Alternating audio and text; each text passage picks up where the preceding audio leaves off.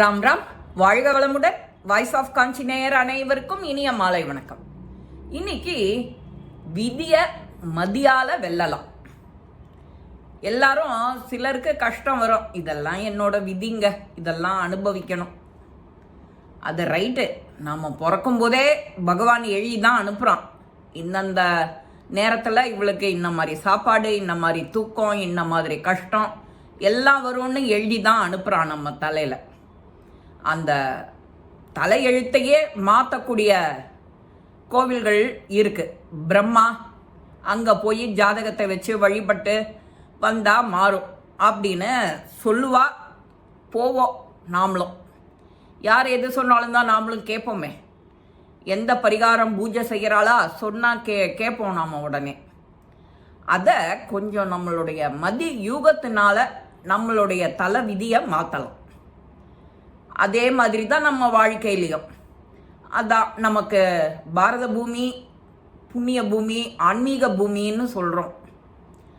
கூடவே நமக்கு முன்னோர்கள்லாம் வழிகாட்டியிருக்கா. ஒரு குடும்பத்தில் தாத்தா பாட்டி இருந்தான்னா அவளை பார்த்தே அந்த குழந்தைகள் வளர்ந்துடும். அவள் நல்லது கெட்டது சொல்லி தந்துடுவாள்.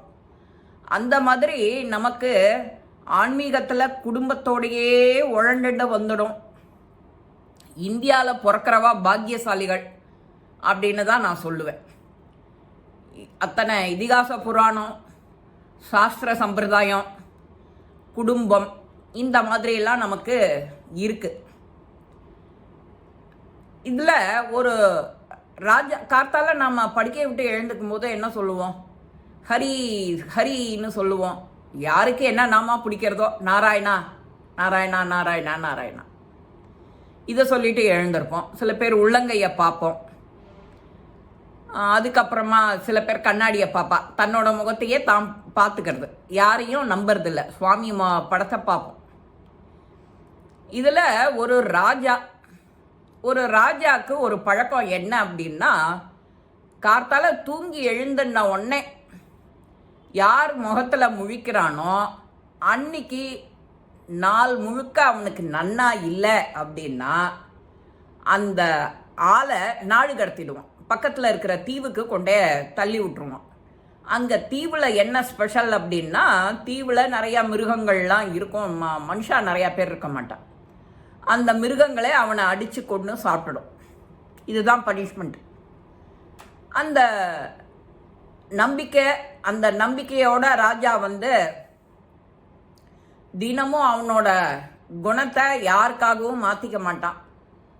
ஒரு சில தடவை அவன் மூஞ்சியையே கண்ணாடியில் பார்த்துப்பான்.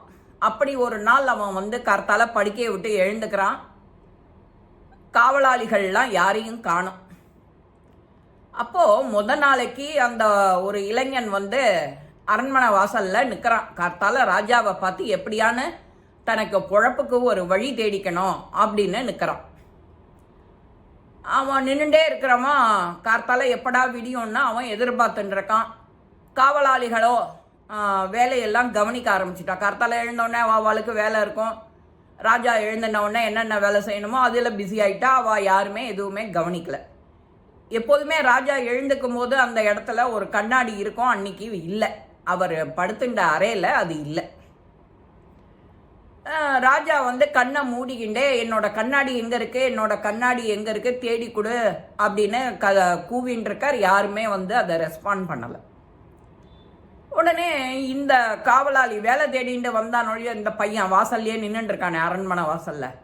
அவன் தலையை நீட்டி உள்ளர எட்டி பார்க்குறான். ராஜா கண்ணாடின்னு கேட்குறாரே, நாம் போய் உதவி பண்ணலாம். அவர் மனசில் இடத்த பிடிச்சி நம்ம வேலையை நமக்கு வாங்கிக்கலாம், வாழ்வாதாரத்துக்கான வேலையை வாங்கிக்கலாம் அப்படின்னு அவனோட கணக்கு உள்ளர போகிறான். அந்த அரண்மனை வழக்கம், ராஜாவை பற்றின எந்த வித நியூஸும் அவனுக்கு தெரியாது. அவன் உள்ளர போயிட்டான். ராஜா, இதுதானா கண்ணாடி, நீங்கள் தேடுற கண்ணாடி பாருங்கோ அப்படின்னு அவன் கொடுக்குறான். ராஜா தான் கண்ணை மூடிட்டே வராரு. இது என்ன இவன் புது குரலாக இருக்குது, யார் இது புது ஆளாக வரான், வித்தியாசமாக இருக்கே அப்படின்னு கண்ணை திறந்துட்டான். கண்ணை திறந்தா இவன் நிற்கிறான். நீ யார், எங்கேருந்து வர, நீ எப்படி உள்ளர வர அப்படின்னு கேட்டாக்க அவன் நடந்த விஷயத்த சொல்கிறான். நான் ராத்திரியிலேருந்து இங்கே தான் அரண்மனை வாசலில் தான் இருக்கேன். எனக்கு ஒரு வேலை வேணும், உங்ககிட்ட கேட்கணும். அதுக்காக தான் நான் வந்து வெயிட் பண்ணிட்டு இருக்கேன். நீங்கள் உள்ளர கண்ணாடி வேணும் எனக்கு அப்படின்ன உடனே உங்கள் காவலாளிகள் யாருமே அதை அங்கே இல்லை. நீங்கள் சொல்கிற வேலையை கேட்கறதுக்கு அங்கே இல்லை. அதனால் நான் உள்ளர வந்துட்டேன், உங்களுக்கு உதவி பண்ணலான்னு நான் வந்துட்டேன் அப்படிங்கிறான். சரி, இன்னைக்கு முழுக்க உன் மூஞ்சியில் முழிச்சிருக்கேன், முதல் மொழி. அதனால் இன்னைக்கு பொழுது எனக்கு நன்னா இல்லை அப்படின்னா உன்னை நாடு கடத்திடுவேன் அப்படின்னு பயமுறுத்திடுறார். இவனுக்கு அள்ளு விட்டுடுத்தோம். என்னடா அது, நம்மளே வசமாக வந்து மாட்டின்ட்டோமா அப்படின்னு. அங்கே கூட இருக்கிறவா எல்லாரும் வேற தூபம் போடுறான். ராஜாக்கு இன்னைக்கு நாள் நன்னா இல்லை அப்படின்னா நீ அவ்வளவுதான் அப்படின்னு. இவனும் சுவாமி கிட்ட வேண்டிக்கிறான், எப்படியானு அவருக்கு ராஜாவுக்கு போகிற இடமெல்லாம் ஜெயம் உண்டாகணும்னு அப்படின்னு வேண்டிக்கிறான். ஆனால் அன்னைக்கு அவனோட வாக்கு கேட்கறதுக்கு ரெடியாக இல்லை யாரும். அவனுக்கு மேற்கொண்டு இது மாதிரி சமாச்சாரம் ராஜாவுக்கு நடக்கிறது. ராஜா இவனை பார்த்துட்டு வெளியில் போன வேகத்தில் காலில் இடறிண்டு ரத்தம் கொட்டுறது. அதே மாதிரி ஒரு விஷயமும் தப்பாக நடக்கிறது. வந்துட்டு அரண்மனையில் உனக்கான தண்டனையை நிறைவேற்ற எல்லாரும் ரெடி பண்ண அப்படின்னு காவலாளிகள் கிட்ட சொன்ன உடனே இவன் நான் சொல்கிறத நீங்கள் கேட்கணும் அப்படின்னு இவன் போய் மண்டிடுறான் பெரிய ராஜா காலில். ராஜா, நீங்கள் என்ன நாடு கடத்திட்டீங்கன்னா அந்த அவப்பெயர் தான் உங்களுக்கு, கெட்ட பெயர் தான் வரும். ஏன்னு கேட்குறேங்களா, நான் புதுசாக பொழப்பு தேடி இந்த ஊருக்கு உங்கள் ஊருக்கு வந்திருக்கேன். நீங்கள் என்ன வெளியில் தள்ளிட்டேன்னா அது மாபாதகமாக போயிடும். எல்லாரும் உங்களை துவேஷிப்பா திட்டுவா. இதனால் உங்கள் நாட்டுக்கு கெட்ட பேர், நல்லது நடக்காது அப்படின்னு இவன் சொல்கிறான். ராஜாவும் யோசிக்கிறார், இவன் சொல்கிறதும் ரைட்டு தான், நம்மளை தேடி வந்திருக்கான், நாம தான் அவனுக்கு வேலை கொடுக்கணும் அப்படின்னு. அவரும் சரி அப்படியா அப்படின்னுட்டு சரி சொல்லு உன்னோட இதை ஆசையை பூர்த்தி பண்ணுறேன் அப்படின்னு. நான் வந்து இன்னிலேருந்து 1 மாதம் இந்த நாட்டு ராஜாவாக இருக்கணும், அதுக்கு நீங்கள் தான் எனக்கு அனுகிரகம் பண்ணணும் அப்படின்னு அவன் சொல்கிறான். சரி ஓகே, அவருக்கு கோபம்தான் வருது, இருந்தாலும் நாம் வாக்கு கொடுத்துட்டோமே, நீ என்ன கேட்குறியோ அதை செய்கிறேன்னு ராஜாவாக இருக்கார். கரெக்டாக 1 மாதம் கழிச்சு ராஜா அரசவைக்கு திரும்ப வரார். எப்படி இருக்க, என்ன பண்ணுற, ஏது எல்லாத்தையும் விசாரிச்சுட்டோ அவனுக்கு உரிய தண்டனையை நிறைவேற்றலாம்னு காவலாளியை கூப்பிடுறார். இவன் சந்தோஷமாக ஏற்றுக்கிறான், ஒன்றும் மறுபேச்சு பேசலை. ராஜாவுக்கு சந்தேகம் வருது, இவன் ஏன் மறுப்பு சொல்லாத ஒரே மாதிரி பழகிறானே, என்ன ஆச்சு அப்படின்னு.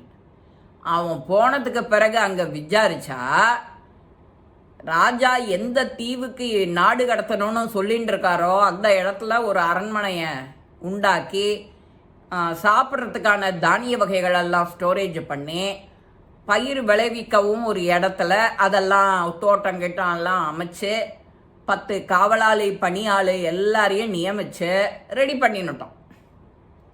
இவரோட கஜானால பாதி காலி பண்ணிட்டான். அதனால தான் அவன் திருப்தியாக சந்தோஷமாக போகிறான், தனக்கு ஒன்றும் ஆகாது அப்படின்னு.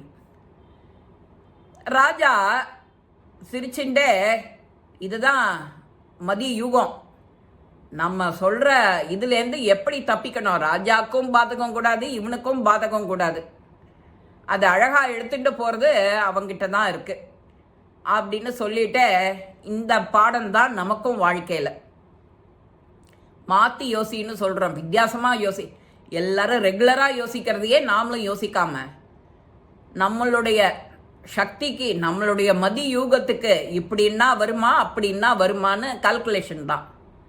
கால்குலேட் பண்ணி நம்ம வாழ்க்கையை நாம் வாழ்ந்து காவந்து பண்ணிக்க இந்த மாதிரி ஒரு யுக்தியை நாமளும் தினம் கையாளுறோம். அது சில பேருக்கு தெரியும், தெரியாது, அது வேற விஷயம்.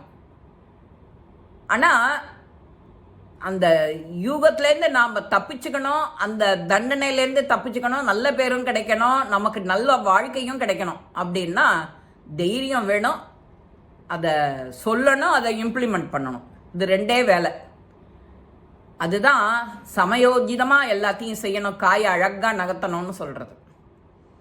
அதான் விதியை மதியால் வெல்லலாம். நம்மளுடைய பழக்கத்துலேருந்து எதிராளி கொடுக்குற தண்டனை அந்த வாக்குலேருந்தே அவாலையும் கமுக்கணும். இந்த பதிவு உங்கள் எல்லாருக்குமே பிடிச்சிருக்கோம். லைக் பண்ணுங்க, ஷேர் பண்ணுங்க, பெல் பட்டனை கிளிக் பண்ணுங்க, சப்ஸ்கிரைப் பண்ணுங்க, கமெண்ட்ஸ் பாக்ஸில் கமெண்ட்ஸ் போடுங்க. ஸ்ரீ மகாபெரிவா திருவடிகளே சரணம். நல்லதே நடக்கும். ஆனந்தமாக இருப்போம் நண்பர்களே. வாழ்க வளமுடன்.